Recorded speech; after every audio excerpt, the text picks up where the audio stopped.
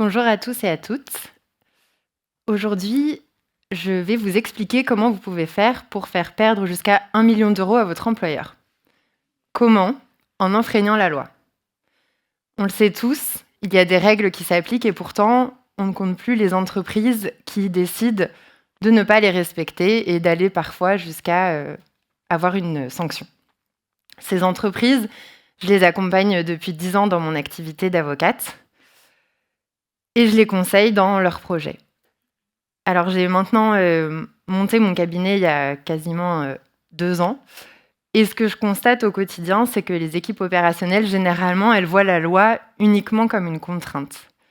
Et ça peut peut-être vous étonner de voir une avocate aujourd'hui à la School of Product, mais en réalité, on est souvent au contact des équipes et j'ai ce constat sur lequel je voudrais vous questionner aujourd'hui.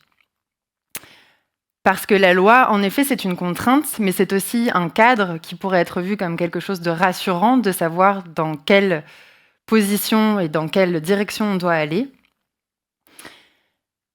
Et finalement, ce n'est pas forcément la façon dont elle est perçue.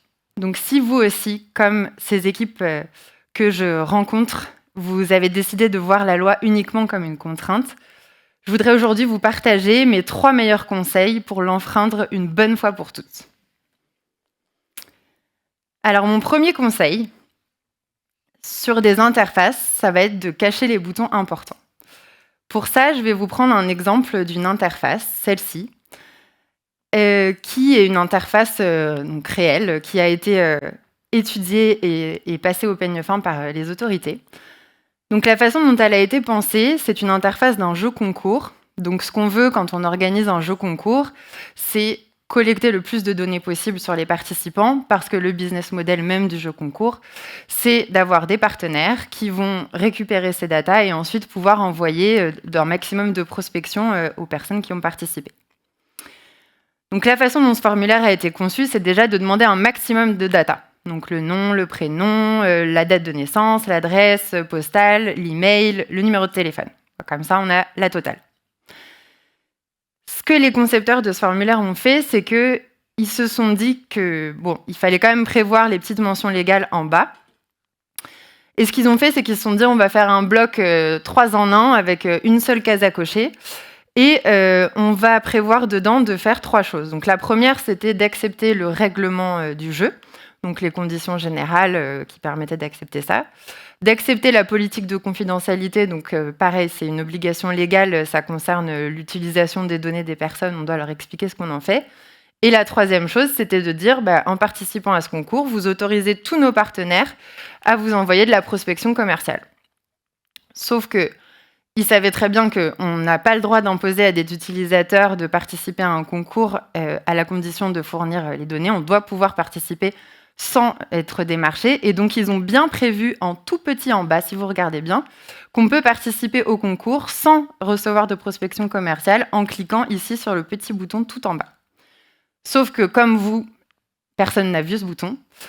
Et lorsque la CNIL, l'autorité de contrôle qui réglemente en France la gestion des données par les entreprises, est tombée sur ce formulaire, elle a sanctionné l'entreprise qui l'avait utilisé à hauteur de 600 000 €. Donc, bonne technique à reproduire. Ce qu'il faut retenir, donc bien cacher les boutons obligatoires en tout petit. Pourquoi pas mettre en avant des boutons pour tromper le consommateur et faire des cases à cocher fourre-tout où on met tout dedans une fois pour toutes pour être sûr que personne n'y comprend rien. Alors des jeux concours, on n'en organise pas tous les jours, donc je voudrais vous donner une autre source d'inspiration. Et donc mon conseil numéro 2, ça sera de créer un parcours du combattant pour vos utilisateurs. Donc quand on a des utilisateurs sur son service, le but du jeu, c'est d'en avoir de plus en plus, et pour ça, qu'ils ne partent jamais. Donc une des bonnes pratiques à mettre en place, c'est de se dire qu'on va faire en sorte qu'ils n'arrivent plus jamais à se désinscrire. Alors pour ça, je vais vous prendre un exemple d'une interface, une interface des années 2000 d'un célèbre site de rencontre, et on va s'imaginer Tata Yvette, 60 ans, qui était inscrite sur ce site de rencontre. Elle n'a pas trouvé l'amour, elle en a marre de payer son abonnement à 60 € par mois et elle veut se désabonner. Elle va dans les options de son compte, elle cherche comment gérer son abonnement. et elle clique. Donc déjà, il faut repérer le bouton « Gérer son abonnement » et comprendre que ça permet de se désinscrire. Et elle clique sur ce premier bouton. On lui récapitule les caractéristiques de son abonnement et on lui dit que pour pouvoir le gérer, elle doit cliquer ici, ce que vous voyez en jaune.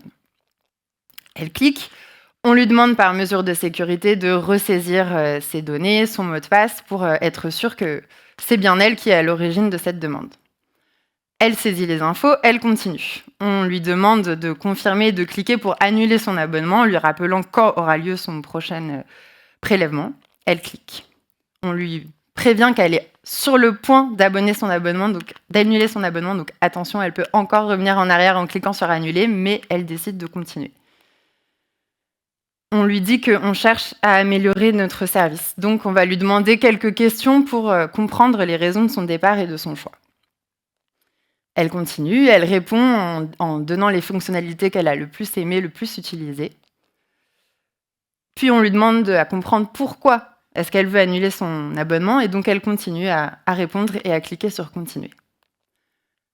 Là, on essaye de la retenir. On lui dit que quand même, si elle restait, on lui offrirait 1 mois d'abonnement. Donc, elle ne se laisse pas avoir et elle continue. Là, on la remercie d'avoir aidé à améliorer le service et elle doit encore cliquer sur « Continuer ». Et enfin, on lui demande de confirmer une bonne fois pour toutes qu'elle est vraiment sûre de vouloir annuler son abonnement, ce qu'elle fait. Et là, enfin, confirmation, l'abonnement est résilié. J'imagine que vous avez trouvé ça long. Data Yvette aussi, les régulateurs aussi. Et aujourd'hui, il y a une loi qui est passée qui dit qu'on n'a plus le droit d'avoir des résiliations en plus de 3 clics. Donc à retenir de cet exemple, proposer des parcours de résiliation en plus de 3 clics. Et pourquoi pas aller jusqu'à cacher carrément la fonctionnalité de résiliation, un petit peu comme c'était là, c'est-à-dire que c'était pas extrêmement explicite de trouver où est-ce qu'était cette fonctionnalité. Et donc ça, c'est un conseil plutôt pas mal, parce que c'est sanctionné jusqu'à 75 000 € par infraction, donc multiplié par le nombre d'utilisateurs, ça peut être une bonne manière de récupérer des sanctions. Je vous ai donné des exemples de fonctionnalités. Maintenant, pour ceux qui sont les plus audacieux dans cette salle, il y a carrément des entreprises qui sont allées jusqu'à couler leur business à force de ne pas être conformes. Je vais vous parler de l'exemple d'une start-up qui s'appelle FeedsUp, qui était une start-up qui cartonnait à la fin des années 2010. C'était une technologie hyper innovante. Ils avaient inséré des SDK dans les applications mobiles de leurs partenaires. Et donc, lorsque quelqu'un installait une application mobile sur son téléphone d'un partenaire, n'importe quelle grande enseigne à laquelle vous pouvez penser, le jour où cette personne se rendait dans le magasin de ce partenaire en physique, le téléphone était détecté avec un rapprochement et ça permettait ensuite de pouvoir pousser de la publicité ciblée sur le terminal de cette personne lorsqu'elle se rendait ensuite en ligne. Donc vous aviez visité un magasin, on vous détectait et ensuite quand vous alliez consulter vos mails ou sur un blog, on vous poussait de la publicité pour le magasin dans lequel vous vous étiez rendu. Ça a cartonné. FeedsUp est une start-up qui avait fait une première levée de fonds très successful de 3 millions. Et en 2018, elle devient tellement connue que ça arrive jusqu'aux oreilles de la CNIL, du coup, qui est toujours l'autorité de contrôle sur l'utilisation des données. Et donc, la CNIL vient les contrôler. Un contrôle de la CNIL, comment ça se passe? Il y a diverses façons, mais en l'occurrence, c'était un contrôle sur place. Donc, c'est-à-dire que la CNIL vous prévient parfois la veille, ou ne vous prévient pas d'ailleurs, ils n'ont pas l'obligation.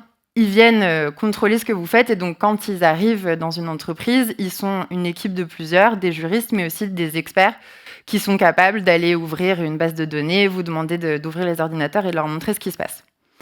Donc pas moyen de leur mentir, ni de dissimuler quoi que ce soit, c'est pas du déclaratif.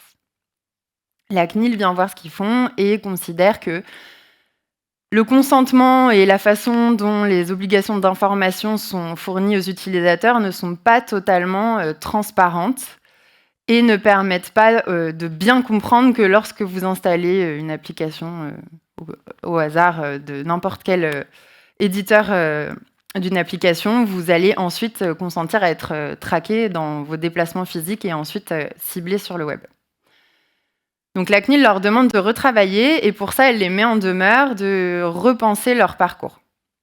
Sauf que cette mise en demeure, la CNIL, elle décide de la rendre publique, ce qu'elle ne fait pas systématiquement. Mais là, elle décide de le faire un petit peu pour marquer le coup et pour un peu mettre le holà sur cette technologie qu'elle considère un peu trop intrusive. Et ça fait le buzz. C'est repris dans toute la presse et c'est une catastrophe pour FeedsUp qui, à ce moment-là, est en train d'essayer de lever des fonds de nouveau et qui, du coup, se retrouve avec tous ses clients qui résilient les contrats, les investisseurs qui ne veulent plus investir. Et pour autant, elle est d'hyper bonne volonté. Elle passe 5 mois à mobiliser toutes ses équipes, des consultants externes. Elle met vraiment le budget pour transformer la façon dont son produit est conçu et améliorer les choses, à tel point que la CNIL est satisfaite. Elle décide de clôturer la mise en demeure. Et ça ne suffit pas, parce que avec toutes les ressources mobilisées, en fait, ils ont complètement dépensé leur trésorerie pendant ces quelques mois qui leur ont été fatales. Ils se mettent en redressement judiciaire et 1 an plus tard, ils mettent la clé sous la porte. Et le fondateur de FeedsUp a beaucoup communiqué en disant que c'était la CNIL qui les avait tués et en considérant que le fait d'avoir rendu public cette mise en demeure avait été totalement fatal pour leur business. Donc, quand on a des produits très innovants, une bonne façon de se faire sanctionner, c'est d'y aller sans se poser de questions, sans provisionner les risques, et d'attendre que les autorités viennent vous chercher pour commencer à vous poser des questions. Maintenant, j'aimerais vous poser une question. Je vais vous demander de réfléchir. Je ne vais pas vous demander de partager votre idée, donc sentez-vous libre, mais je vais vous demander de réfléchir aux projets auxquels vous avez eu à participer dans votre vie professionnelle. Et de penser à un projet où, quand vous y avez participé, vous vous êtes senti peut-être pas hyper à l'aise, où vous vous êtes demandé si c'était complètement éthique, si c'était complètement dans les clous, où vous aviez pu avoir des questionnements. Et de penser à cette idée, je vais vous laisser quelques instants, et ensuite je vous partagerai, moi, l'idée la pire que j'ai entendue dans ma profession. Alors, je vais revenir à l'idée à laquelle vous avez pensé. Mais je vais d'abord vous partager, moi, la pire histoire que j'ai entendue. Donc, c'est un client qui vient me consulter un jour. Il a une idée assez simple. Il veut adresser un problème, celui des centres commerciaux, qui ont du mal à mesurer les flux dans les différents emplacements et à savoir quels sont les emplacements les plus passagers, comment se comportent les visiteurs dans le centre commercial.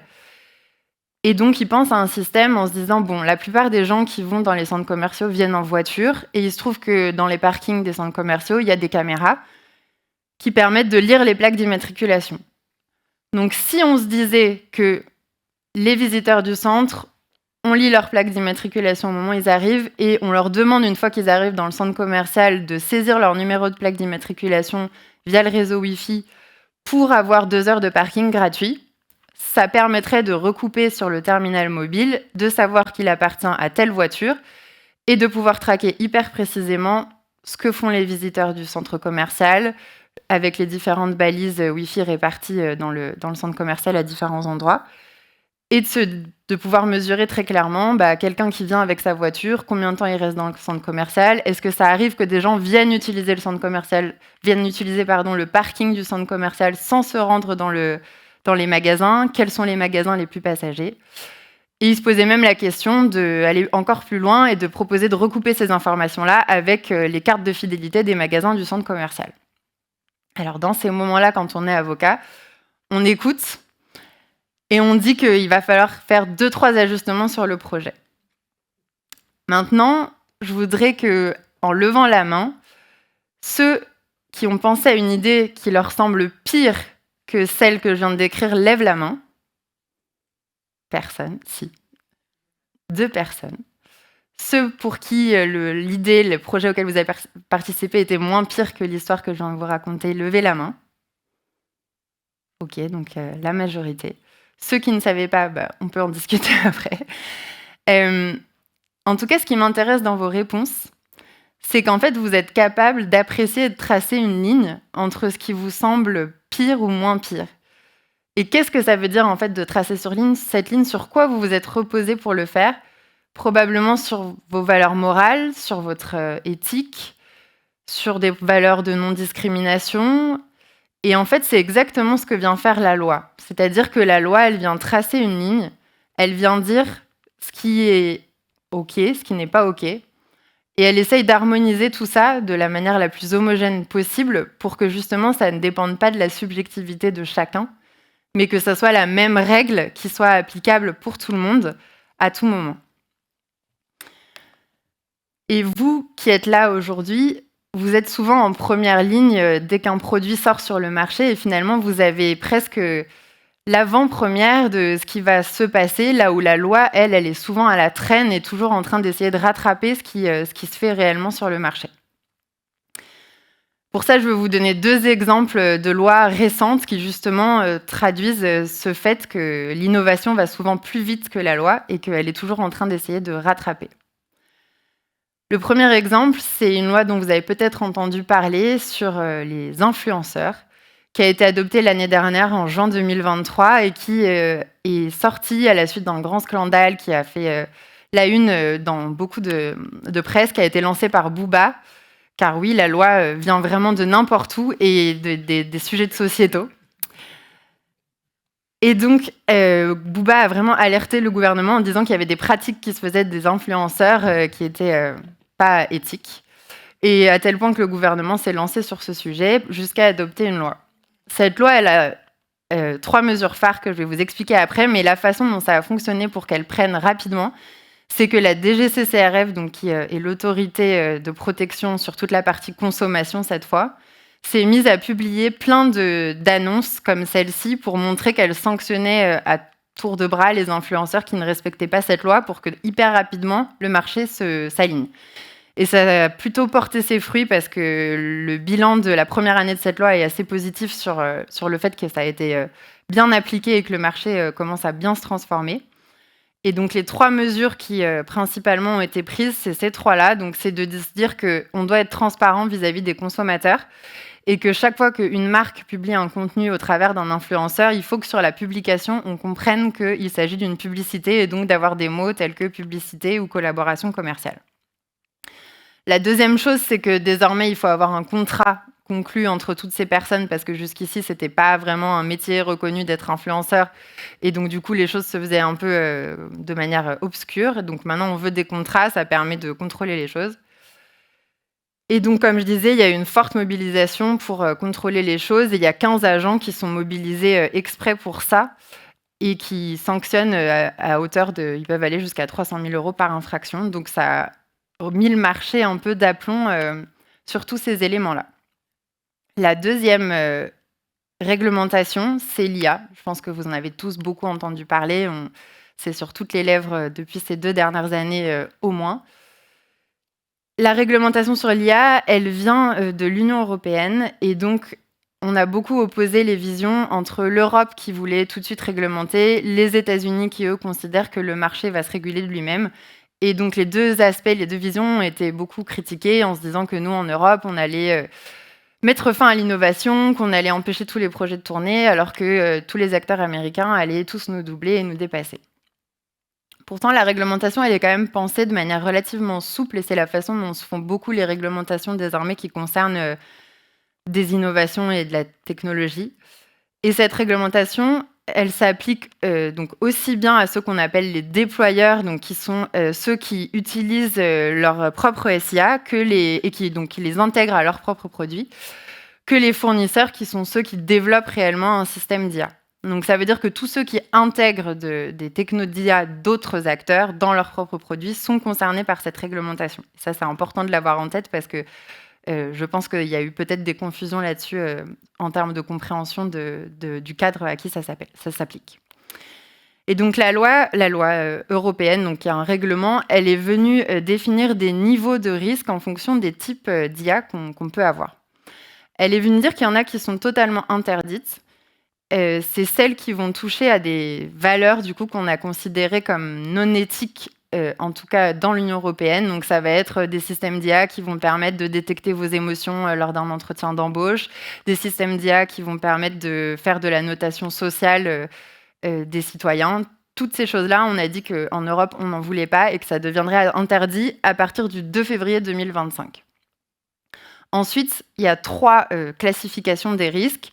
Les risques élevés et les risques limités, qui sont un peu finalement les mêmes obligations, mais comme on ne s'applique pas du tout dans les mêmes secteurs, en fait, les risques élevés concernent les technologies qui sont utilisées dans des secteurs qui sont définis et qui sont plus sensibles que les autres, l'éducation, la justice, les infrastructures critiques. Celle qu'on appelle risque limité, c'est ce qui va permettre d'offrir des outils tels que des chatbots ou des interactions, en tout cas avec les systèmes d'IA.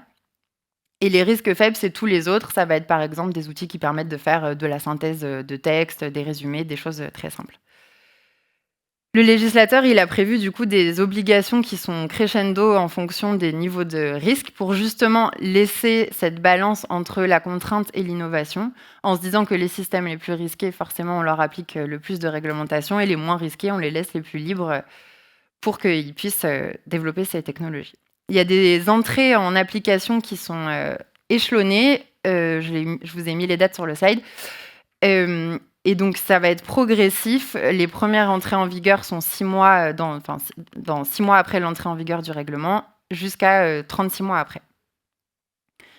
Alors, si on se prend l'exemple d'un chatbot, par exemple juridique, qui vous permettrait de poser vos questions juridiques, il sera dans la catégorie des risques limités que j'avais sur mon slide juste avant. Et globalement, enfin, en très très résumé, parce que c'est assez dense et complexe comme réglementation, ces obligations, ça sera d'assurer de la transparence. Donc, les utilisateurs, ils devront bien comprendre qu'ils sont en train de parler à un système d'IA et pas à une personne humaine, pour qu'il n'y ait pas de confusion sur la nature du service.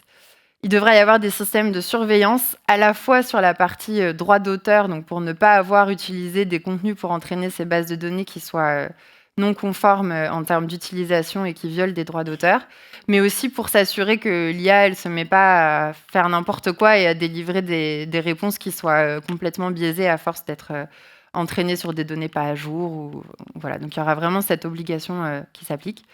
Assurer la sécurité et la confidentialité. Donc, les gens vont se mettre à confier encore plus de données que ce qu'on fait actuellement.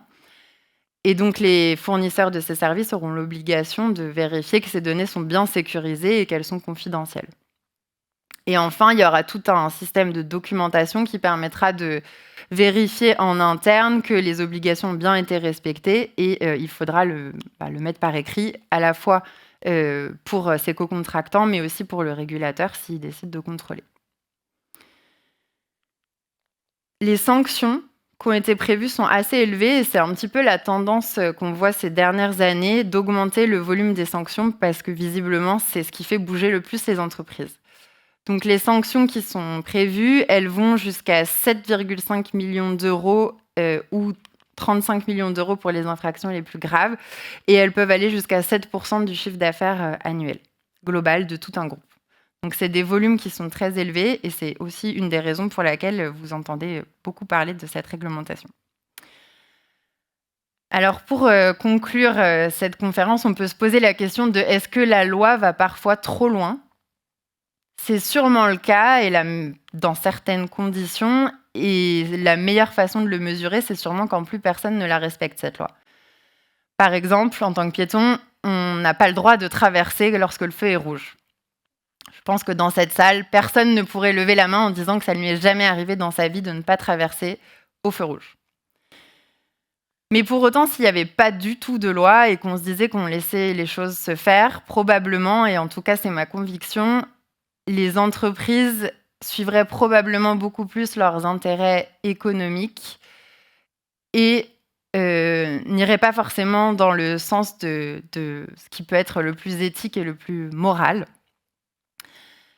Et ce qui pousse aujourd'hui les entreprises le plus à respecter la loi, c'est, comme je le disais, probablement la menace de la sanction. Pour autant, chacun de vous qui êtes ici, si vous participez à la construction de ces produits ou services sur lesquels vous travaillez au quotidien, vous êtes finalement en première ligne de se poser la question de est-ce qu'on veut intégrer la loi et la respecter lorsqu'on sort un produit.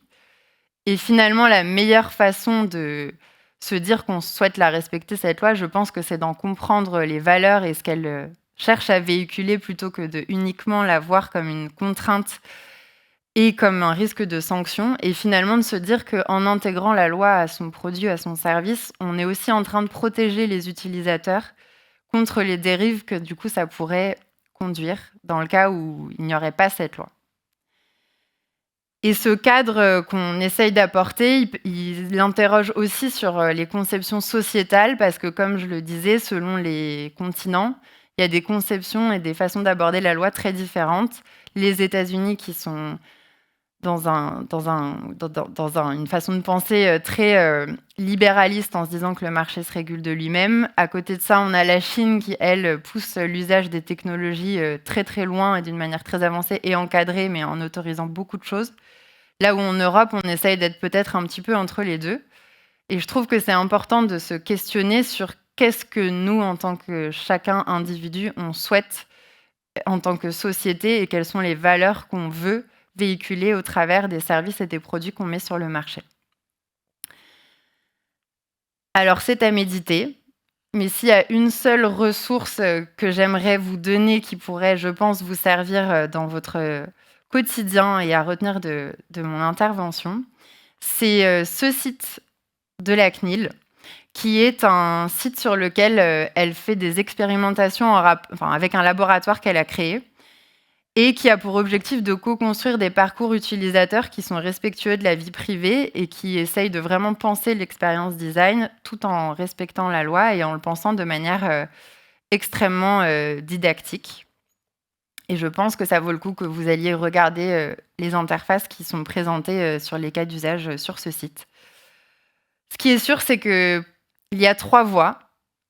Soit ne pas respecter la loi du tout, soit la respecter par peur des sanctions, soit la respecter parce qu'on considère qu'elle véhicule des valeurs morales et éthiques importantes pour la société. Et ça, c'est à vous de choisir.